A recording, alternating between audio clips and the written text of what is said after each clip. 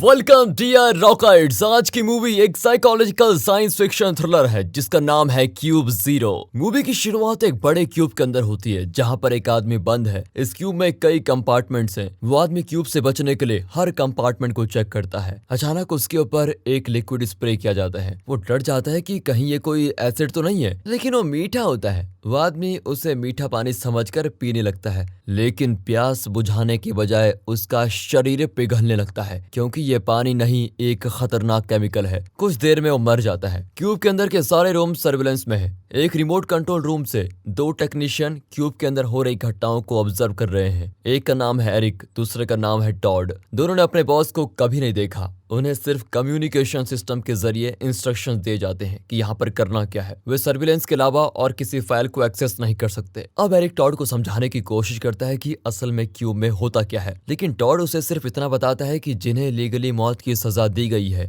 उन्हें क्यूब में इस तरह टॉर्चर करके मारा जाता है। बाकी लोग अपनी मर्जी से इस साइकोलॉजिकल एक्सपेरिमेंट में भाग लेने आते हैं। उनसे कंसेंट फॉर्म पर साइन भी किया जाता है ताकि लीगली कोई प्रॉब्लम ना हो। काम के बीच में दोनों चेस भी खेलते हैं और एरिक टॉड के सारे मूव्स को कैलकुलेट कर पाता है। लंच में उन्हें 2 टैबलेट्स दिए जाते हैं। अब एक दिन उन्हें कैसेंड्रा नाम की टेस्ट सब्जेक्ट की मेमोरी इरेज करने का काम दिया जाता है। उसकी मेमोरी में वे देखते हैं कि वो अपनी बेटी के साथ पिकनिक पर गई थी, लेकिन तभी एक सोल्जर ने दोनों को बेहोश कर दिया। बेहोश होने से पहले कैसेंड्रा ने एक सोल्जर का मास्क उतार दिया और देखा कि उसके माथे पर क्यूब का सिंबल टैटू किया हुआ है। जब उसे होश आता है तो वो खुद को क्यूब के अंदर पाती है। मदद के लिए वो चिल्लाती रहती है, लेकिन कोई आता नहीं। वो बचने का रास्ता ढूंढने लगती है। फिर वो एक कमरे में जाती है जहाँ पर रॉबर्ट नाम का आदमी उस पर अटैक करता है। वो आदमी कैसेंड्रा को कसकर पकड़ लेता है, लेकिन तब पता चलता है कि दोनों ही क्यूब में फंसे हुए हैं। वहाँ 3 और लोग बंद हैं। यह है जेलिको, ये मार्वेल और यह है बर्टॉक। उन्हें लगता है कि वे कई हफ्तों से इस क्यूब में बंद हैं। सिर्फ रॉबर्ट के माथे पर क्यूब का टैटू है,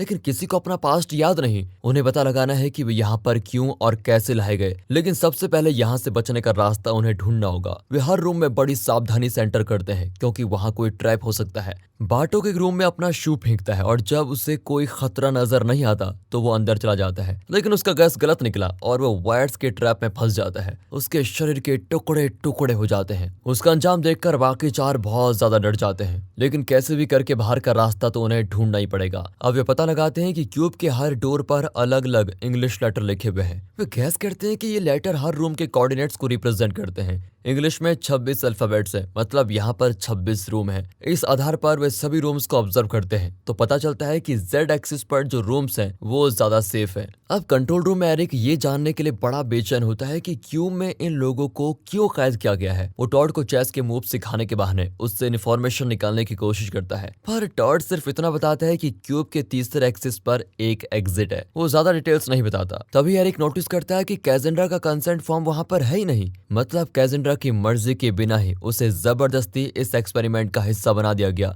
उन्हें एक न्यूज़पेपर मिलता है जिससे पता चलता है कि कैसेंड्रा एक पॉलिटिशियन है। इससे साफ जाहिर होता है कि यहाँ क्रिमिनल्स को ही नहीं बल्कि इनोसेंट लोगों को भी कैद किया जा रहा होता है। तभी उनके बॉस का कॉल आता है जो बताता है कि तुम्हें ओवेन नाम के आदमी का एग्जिट प्रोसीजर पूरा करना है। ओवेन इनका एक्स कलीग है जो एक टेस्ट के लिए वहां पर लाया गया था। अब एग्जिट प्रोसीजर के लिए टॉड एक यस और नो बटन वाली मशीन को रेडी करता है जिस पर कैमरा भी फिक्स किया गया है। ओवेन क्यूब के एग्जिट के पास पहुंचता है तो उसे मोटे मोटे चेन्स ट्रैप कर लेते हैं। इस सिचुएशन में टॉड उसका नाम पूछता है तो वो अपना नाम ठीक बताता है। ये सुनकर टॉड यस बटन प्रेस करने जाता है, लेकिन जब टॉड अगला सवाल पूछता है कि क्या तुम भगवान में विश्वास करते हो, इस पर ओवेन को याद ही नहीं होता कि उसे भगवान पर विश्वास है भी या नहीं, यानी उसकी मेमोरी मिट चुकी है। इसी वजह से टॉड नो बटन प्रेस कर देता है और ओवेन के चारों ओर आग लग जाती है। वो स्पॉट पर ही जलकर मर जाता है। अब एरिक बहुत घबराता है कि उसका और टॉड का भी यही हाल हो सकता है। वो समझ जाता है कि इस क्यूब में इनोसेंट लोगों को बेरहमी से ट्रैप करके मार दिया जाता है। अब कुछ देर के बाद एरिक खुद ही क्यूब के अंदर जाने का फैसला करता है। वो बाकी लोगों को बचाना चाहता है। अब क्योंकि एरिक क्यूब के बारे में अच्छी तरह जानता है, फिर वो एक मैप बनाकर उसे याद कर लेता है और बिना परमिशन के एक एलिवेटर से क्यूब के अंदर चला जाता है। तभी उनका बॉस जिसका नाम जैक्स है वो कंट्रोल रूम में आता है। वो जान गया है कि एरिक क्यूब के अंदर गया है। वे कंट्रोल मशीन से उसे ट्रैक करते हैं। तभी टॉड को कैसेंड्रा और उसके साथियों पर नीडल टेस्ट करने का ऑर्डर दिया जाता है। अब जेलिका एक रूम को एक्सप्लोर करने जाती है, लेकिन अंदर जाते ही डोर बंद हो जाता है। कैसेंड्रा तुरंत दरवाजा खोल देती है, लेकिन जेलिको वहां पर होती नहीं। और तब कैसेंड्रा को पता चलता है कि इस क्यूब के रूम्स एक जगह नहीं रहते बल्कि घूमते रहते हैं। अब जेलिको अपने नए रूम्स को एक्सप्लोर करती है। तभी टॉड उसके पैर पर एक सेडेटिव इंजेक्ट कर देता है और वो बेहोश कई घंटों की तलाश के बाद कैसेंड्रा और उसके साथी जेलिको को ढूंढ लेते हैं, लेकिन वो जमीन पर पड़ी होती है। मार्वल उसको पलटता है तो पता चलता है कि उसे कोई खतरनाक इन्फेक्शन हुआ है। अचानक जेलिको मार्वल को पकड़कर मदद मांगती है, लेकिन डर के मारे मार्वल उसे धक्का दे देता है। जेलिको का सर दीवार से टकराता है और वो मर जाती है। पर जेलिको के नाखून से मार्वल का हाथ छिल गया था और अब उसे भी इन्फेक्शन होने लगा है। रॉबर्ट कहता है कि हमें मार्वल को यहीं छोड़कर आगे बढ़ना होगा, वरना हमें भी इन्फेक्शन हो सकता है। लेकिन कैसेंड्रा मार्वल को छोड़कर नहीं जाना चाहती और तब रॉबर्ट मार्वल को साथ ले जाने के लिए तैयार हो ही जाता है। पर उसकी एक शर्त होती है, क्योंकि अब मार्वल इन्फेक्ट हो चुकी है तो उसे आगे के हर रूम को पहले चेक करना होगा। अगर वो जिंदा रहा तो रॉबर्ट और कैसेंड्रा अंदर जाएंगे। वैसे भी इन्फेक्शन से तो मार्वल का मरना ही है।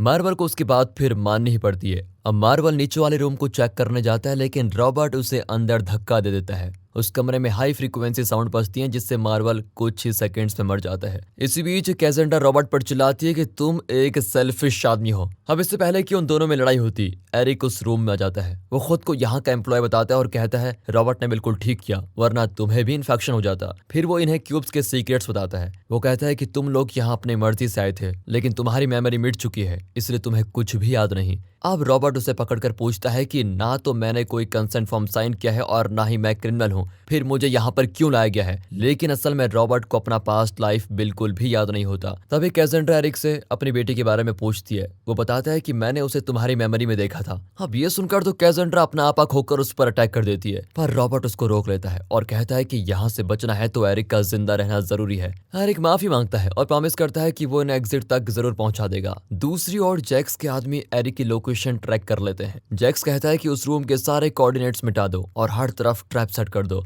इस तरह उन्हें कमरे में लॉक करके जैक्स दीवारों को इलेक्ट्रीफाई कर देता है। लेकिन अचानक पावर कट होने की वजह से वे क्यूब को देख नहीं पाते। दरअसल टॉर्न ने अपना इरादा बदल लिया था और उसने इस खतरनाक ऑपरेशन को रोकने के लिए पावर कट की थी। इस वजह से सारे ट्रैप्स डीएक्टिवेट हो जाते हैं और सब कुछ रीसेट होने लगता है। अब इन्हें 10 मिनट का टाइम मिल जाता है और उसके अंदर ही इन्हें बचना होगा। 10 मिनट बाद इस जगह का स्टेरिलाइजेशन शुरू हो जाएगा और टेम्परेचर बहुत ज्यादा इंक्रीज हो जाएगा। एरिक भी रियलाइज करता है कि टॉर्न ने उनकी मदद की है। वो अपनी वॉच पर 10 मिनट का अलार्म सेट करके इन्हें एग्जिट की ओर लेके जाता है। अब जैक्स को पता चल गया है कि टॉर्न ने ही पावर कट की थी। वो पनिशमेंट के तौर पर टॉर्न को मार डालता है। फिर वो रॉबर्ट के माइंड को एक्सेस करता है, जिसमें उसने एक चिप इंजेक्ट किया था। अब रॉबर्ट वही करता है जो जैक्स चाहता है। रॉबर्ट एरिक और कैसेंड्रा को मार डालना चाहता है, लेकिन एरिक और कैसेंड्रा मिलकर उस पर अटैक करके आगे बढ़ते हैं। वो किसी तरह एग्जिट रूम तक पहुंच जाते हैं, लेकिन वहां रॉबर्ट उनका वेट कर रहा होता है। वो एरिक को खत्म करने की कोशिश करता है, लेकिन कैसेंड्रा उसे एक शार्प ऑब्जेक्ट से मार डालती है। फिर एरिक और कैसेंड्रा एग्जिट की ओर भागते हैं और उसके तुरंत बाद क्यूब का स्टेरिलाइजेशन शुरू हो जाता है। दोनों पानी में स्विम करके एक झील के बीच बाहर निकलते हैं। फिर वो जंगल में भागते हैं। ये बिल्कुल वैसा ही जंगल है जो कैसेंड्रा की मेमोरी में था। जैक्स के सोल्जर्स इन्हें चेस करने लग जाते हैं। वो एरिक को पकड़ लेते हैं और उस पर सेडेटिव इंजेक्ट करते हैं, लेकिन बेहोश होने से पहले वो सोल्जर्स को रोकने की पूरी कोशिश करता है ताकि कैसेंड्रा बच निकल सके। जब एरिक को होश आता है तो वो एक सर्जरी रूम में होता है। जैक्स बताता है कि तुम पर एंटी नेशनल होने का इल्जाम लगा है और तुम इस एक्सपेरिमेंट के कंसेंट फॉर्म पर साइन भी कर चुके हो। फिर जैक्स उसको एक कंसेंट फॉर्म भी दिखाता है जिस पर एरिक का साइन है, लेकिन एरिक को याद ही नहीं होता कि उसने किसी फॉर्म पर साइन भी किया है या नहीं। अब एक सर्जन एरिक के ब्रेन का ऑपरेशन करता है। ऑपरेशन के दौरान एरिक को सपना आता है कि कैसेंड्रा अपनी बेटी के साथ है और उसे बता रही है कि एरिक एक सुपर हीरो था। फाइनल सीन में दिखाते हैं कि एरिक अब मेंटली डिसेबल्ड हो चुका है और उसे क्यूब में बंद करके रखा गया है। वहाँ कुछ नए लोग आते हैं जो जाने अनजाने में इस एक्सपेरिमेंट का हिस्सा बन गए हैं।